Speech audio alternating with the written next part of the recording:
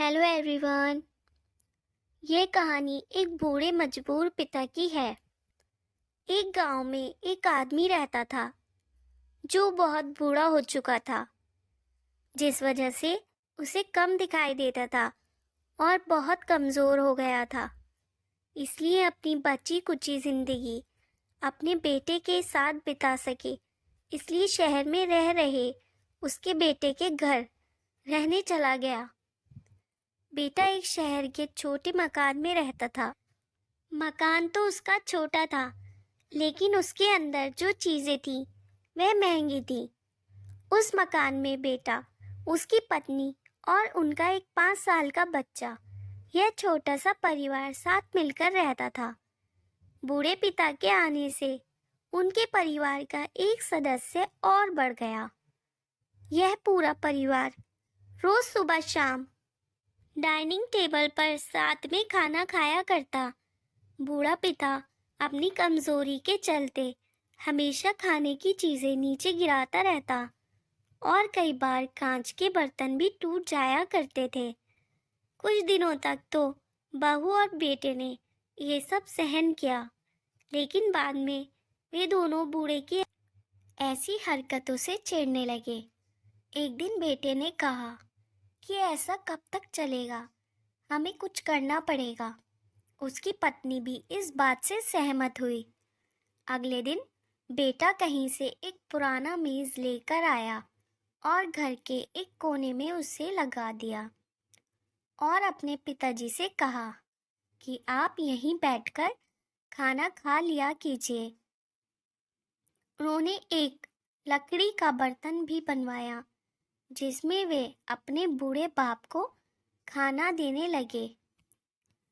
अपने कांच के कीमती बर्तन बचाने के लिए अपने बूढ़े बाप को लकड़ी का बर्तन देने में उन्हें ज़रा भी शर्म नहीं आई। अब खाने का समय जब जब होता तो बूढ़ा बाप एक कोने में बैठकर खाता और बाकी का परिवार डाइनिंग टेबल पर खाना खाया करता।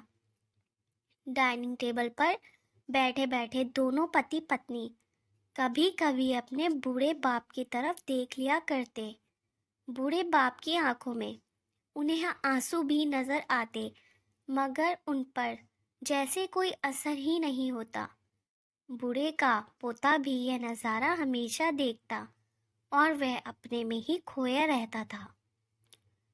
दिन जब पति पत्नी डाइनिंग टेबल पर बैठकर खाना खा रहे थे, तब उनका बच्चा ज़मीन पर बैठकर कुछ कर रहा था।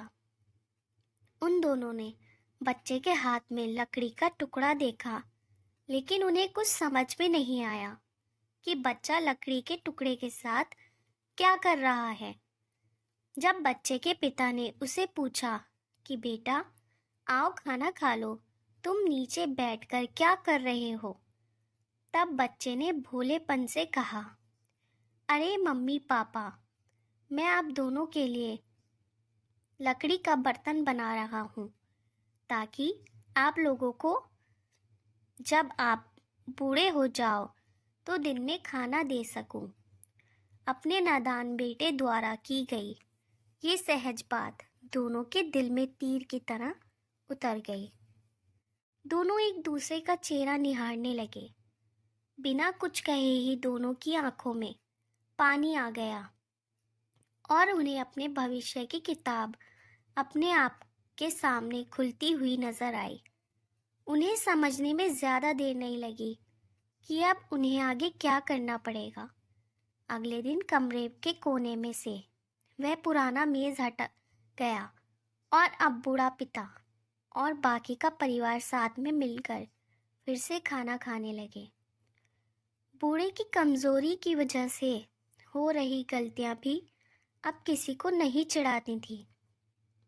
दोस्तों, ये कहानी हमें बताती है, हर वह पत्ता जो आज हरा है वह कल सूखेगा और डाली से नीचे भी गिरेगा। इसलिए हमें अपने बड़े बूढ़ों का हमेशा ख्याल रखना चाहिए और हमें हमारे माता पिता और बुज़ुर्गों के साथ वैसा ही व्यवहार करना चाहिए जैसा हम चाहते हैं कि हमारे बूढ़े होने के बाद हमारे बच्चे हमारे साथ करें। दोस्तों, आपको ये कहानी कैसी लगी? कमेंट करके ज़रूर बताएं।